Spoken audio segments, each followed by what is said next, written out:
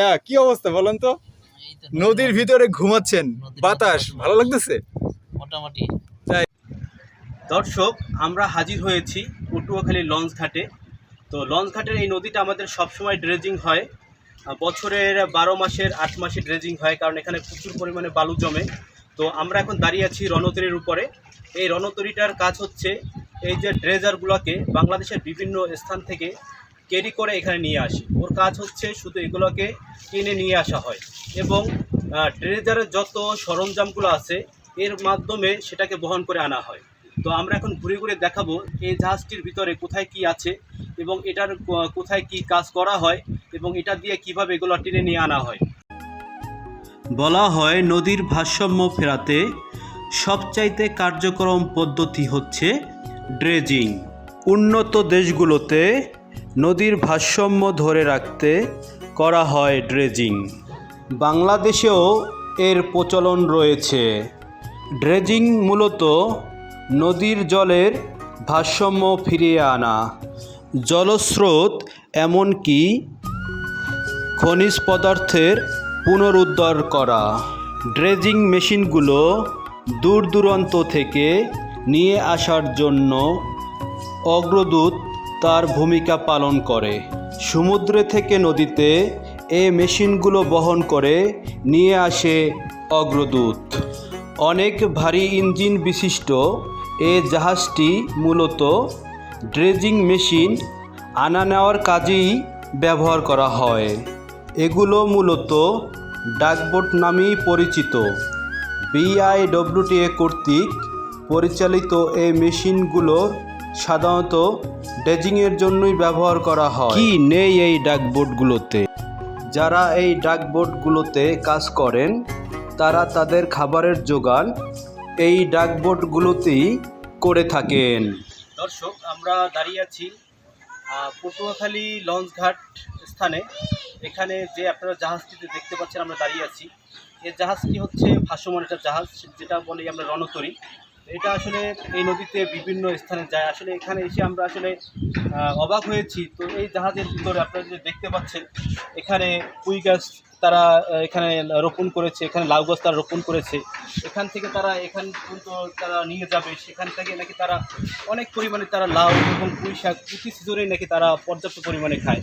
তো আমি এই জন্য আসলে মানে একরকমের অবাক হয়ে গেছি। তো এরকম চলন্ত জাহাজে এত সুন্দর করে তারা পরিবেশন করছে এবং গাছটাকে এখানে রোপণ করছে এবং এখানে যা যা প্রয়োজন পর্যাপ্ত পরিমাণে সার, জৈব সার যা প্রয়োজন এগুলো তারা সব কিছু দিয়েই আসলে তাদের প্রয়োজনীয়তা মিটাবার জন্য যে জাহাজে যারা যখন বিভিন্ন জায়গায় চলাচল করে সেই সময় তাদের অনেক সময় সবজির প্রয়োজন হয়, তার এখান থেকে সেই সবজির চাহিদা পূরণ করতে পারে। দর্শক, আমরা এখন চলে আসছি রণতরীর ভিতরে। তো এই রণতরীগুলো যখন বাংলাদেশের বিভিন্ন স্থান থেকে এবং বিভিন্ন জায়গায় আসে, যখন আমাদের এখানে আসে, তো এরা কিন্তু যখন আসে একটা নদীর ড্রেজিং করতে মিনিমাম 1 মাস 1.5 মাস সময় লেগে যায়।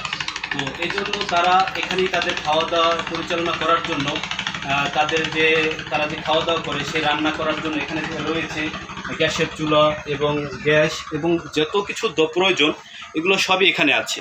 মূলত তাদের দৈনন্দিন জীবনের চলার জন্য যে খাবার দাবারের প্রয়োজন তারা এখানে বসে সেগুলো মেটাতে পারে এবং তাদের জাহাজে সমস্ত কিছুর ব্যবস্থা আছে, খাবার ব্যবস্থা আছে, রান্না করার ব্যবস্থা আছে।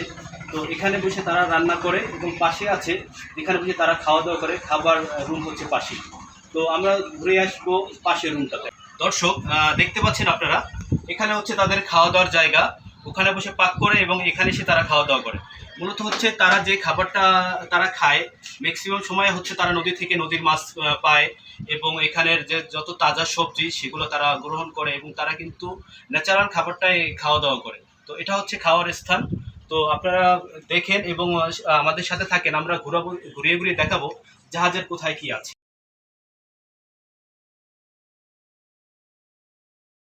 কি করতেছেন আপনি? ছবি ছবি দেখতেছেন? কি ছবি দেখেন? দেবা দেবা ছবি। ও, এমনিতে আপনার হোম ডিস্ট্রিক্ট কোথায়? রাজবাড়ি।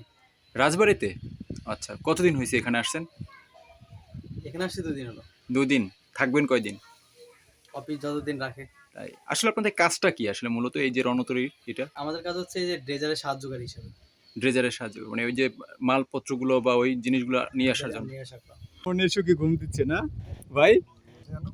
কি অবস্থা গন্ধ? না সমস্যা নাই, এগুলো বল। আরে ভাই এই দেখ ভাইয়া আছে। ভাইয়া কি অবস্থা বলেন তো? নদীর ভিতরে ঘুমাচ্ছেন, বাতাস ভালো লাগতেছে? মোটামুটি তাই? আপনার বাড়ি কোথায়? কুড়িগ্রাম। কুড়িগ্রাম থেকে এখানে? হ্যাঁ। ও যাক। এই যে মানে এই যে নদীর এখানে যে থাকতেছেন, এই যে বাতাস প্রচন্ড, ঘুমাচ্ছেন, মানে ফিলটা কেমন? ভাই এখানে তো বাতাস, কিন্তু রাতে তো ঘুমানো যায় না। রাতে ঘুমান যায়? দিন থাকা লাগে, ঘুম কেমনে হয়? ও এই জেনারেটরে বিদ্যুৎ চালানো যায় না? চালানো যায়, সবসময় তো চালানো যায় না। তাই? আচ্ছা, কতদিন থাকবেন? এটা নিশ্চয়তা নেই, অফিস যতদিন রাখে। তাই? এমনিতে নরমালি থাকা পরে কতদিন আপনার এভারেজ এরকম? কোনো পিছনের অভিজ্ঞতা কোনো থেকে? নির্দিষ্ট নেই। তাই? এই আছে এই নাই। এই আছে এই নেই? এই হয়তো বা আছি আজকে, এখন অফিস সকালটা করলে এখন চলে যাবো। যেমন ওই যে ডেজার ওটা নিয়ে আসছি, হ্যাঁ হ্যাঁ।